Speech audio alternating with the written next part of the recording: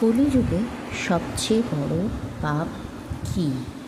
কলিযুগ, এই যুগে মানুষ শক্তিশালী নয়, ধনী নয়, শিক্ষিত নয়, বরং বিভ্রান্ত। ভগবান কৃষ্ণ গীতায় ইঙ্গিত দিয়েছিলেন কলিযুগের সবচেয়ে বড় পাপ হবে অজ্ঞতা ও কর্তব্য থেকে পলায়ন। যখন মানুষ সত্য জেনেও চুপ থাকে, অন্যায় দেখে প্রতিবাদ না করে নিজের স্বার্থ বাঁচায়, ধর্মের পথে হাঁটার শক্তি হারিয়ে ফেলে, তখনই সে সবচেয়ে বড় পাপ করে। গীতায় ভগবান কৃষ্ণ অর্জুনকে বলেছিলেন, স্বধর্মে নিধানম শ্রেয়া পরধর্ম ভয়াবহ, অর্থাৎ নিজের কর্তব্য পালন করতে গিয়ে মৃত্যু হলেও তা মঙ্গলময়, কিন্তু অন্যের পথ অনুসরণ করা ভয়ঙ্কর। আজ কলিযুগে আমরা কী করছি? সত্য জানি তবু মিথ্যার সাথে আপোষ করি, ভালোবাসা জানি তবু হিংসা লালন করি, ভগবানের নাম জানি তবু হৃদয়ে তাকে স্থান দিই না। সবচেয়ে বড় পাপ কি জানেন? ভগবানের অস্তিত্ব অস্বীকার করা নয়, বরং নিজের ভেতরের ধর্মবোধকে মেরে ফেলা।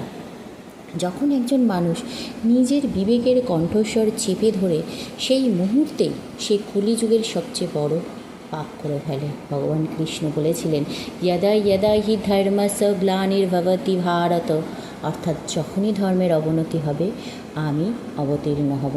কিন্তু আজ প্রশ্ন হলো, আমরা কি নিজের হৃদয়ে সেই কৃষ্ণকে স্থান দিয়েছি?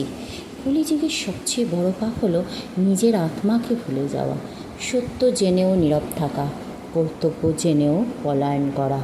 শেষে একটি সত্য, পাপের শাস্তি ভগবান দেন না, পাপের ফল নিজেই মানুষকে ভোগ করতে হয়। তাই আজই নিজেকে প্রশ্ন করুন, আমি কি সত্যের পাশে আছি, নাকি নীরব থেকে পাপের অংশীদার হচ্ছি? কলিযুগে আলো খুঁজতে হলে প্রথমে নিজের ভিতরের অন্ধকারের মুখোমুখি হতে হবে।